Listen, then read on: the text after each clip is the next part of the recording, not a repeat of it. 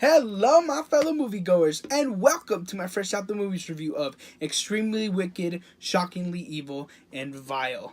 This film stars Zac Efron as Ted Bundy and Lily Collins as Liz Kendall, and it is directed by none other than Joe Berlinger, who, and here's the fun fact, also made Conversations with a Killer, the Ted Bundy tapes. I kind of find it interesting that the director also made this film and they're both on Netflix. I think it was smart of him to do something like this because I don't think anybody else knows Ted Bundy as much as he does at this point. So really good job, Joe.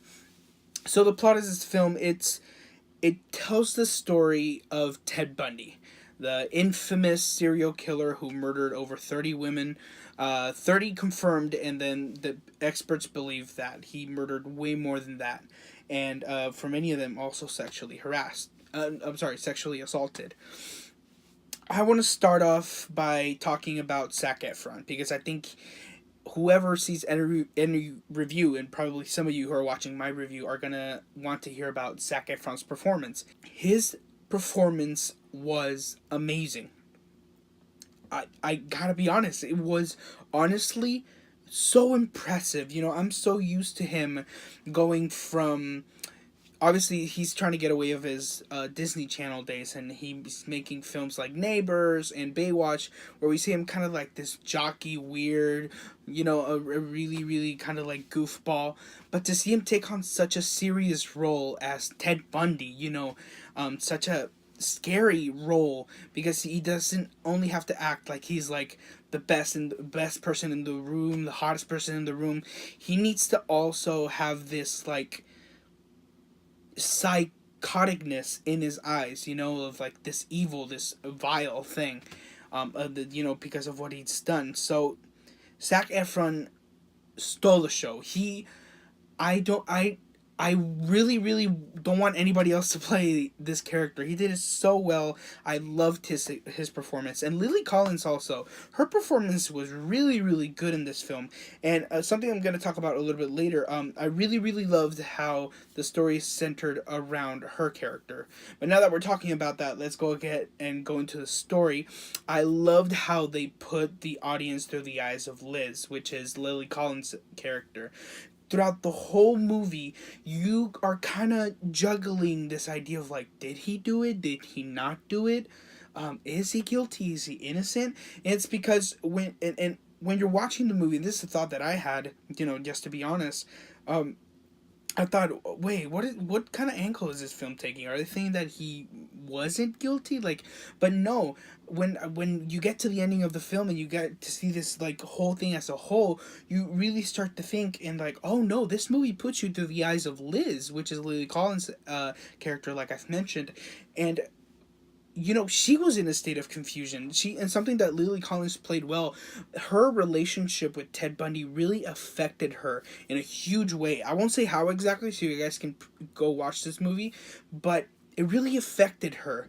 And you get to see her change as an innocent character to the character we get to see Liz in the very end of this movie. I really love Lily Collins' performance in this movie as well, and I really enjoyed watching this film through her eyes. The confusion, the not being sure if he's a good guy, a bad guy, the not being sure if he is guilty, if he's not guilty. I loved all of that.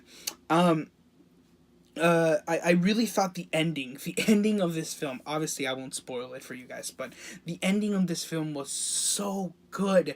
It's the perfect conclusion to this terrible story. And it worked so well with what the story was trying to say and the characters that we've been with throughout this whole movie. I also loved how we got to see great performances from, I kind of wrote a list here of all the people that we saw. James Hetfield from Metallica, Kaya Scodelario, sorry. We also saw a performance from Haley Joel Osment, Jim Parsons, John Malkovich, which is kind of interesting. I want to talk about John Malkovich. He's been doing a lot of Netflix film recently, so good on him.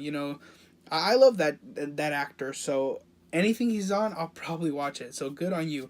And yeah, there's many more that you can see in the movie. Really great performances from every single one of them, and I just loved them. It was really great to see them. Now, for what was bad about this film, for many, I feel that the film could be a little bit slow. Um, for example, there's people that might not be used to this kind of way of storytelling where it's based on true events and it's kind of like a drama and a thriller kind of in the sense that it needs to build a story, so it might take a little bit to get to the nit and gritty of like seeing the trials, seeing if he did it or not, all that. It takes a while to get there. Some people might find that a little slow. Me personally, I didn't, because I was fully invested with these characters from the beginning of the film. But some people might find this movie a little bit slow. Another aspect is that some of the things that this movie does are not accurate to what happened in real life, and that might make some people mad, or might make people wish that the movie could have gone differently. But again, me personally, I really enjoyed the storytelling in this film, and honestly, I think the way it was told was perfect. I don't want to change the story in this film. As for Parents Guide, it does have some nudity and sexual themes. Obviously, you're dealing with a movie about Ted Bundy, who infamously sexually assaulted a lot of women. So, to make this movie as realistic as possible, they need to take some risk like that and show a few things. There isn't any actual scenes of sex. Oh, there is one, but it's fully clothed. Sorry, and but other than that, there's no like rape scenes or anything like that, which was interesting take for this film. Obviously, after everything we've learned from not only this film but from other media about what Ted Bundy has done, you would think that this film would include that kind of like terrifying aspect, but it didn't really include that. So yeah. Also, the violence and gore, it does contain some disturbing images. I won't tell why, so you guys can actually go see it. But it might not. Those images might not be suitable for children. So I suggest you be careful with that. Profanity, it does have a lot of profanity. And for alcohol and drug use, yes, I'm not sure if drug use, no, but it definitely has smoking and alcohol, and a lot of alcohol for sure. Now the credits. During the credits, you get to see some real life not behind the scene, sorry, more from real life footage of all the cases, all the videos, the live broadcasting of everything. You get to see the actual footage of Ted Bundy and the people that surrounded him throughout these whole trials. For the film, I gotta give this movie an 8 out of 10. Love the performances, love the story, love the way they handled this story. I loved the way they made it so that you see this film through Liz's eyes, and I loved every single bit of this movie. Highly recommend everybody to watch it, especially if you're into this kind of like serial killer kind of stuff, which I know a lot of people, a lot of close friends of mine are. Highly recommend everybody to watch it. So all that being said, thank you so much for watching my video.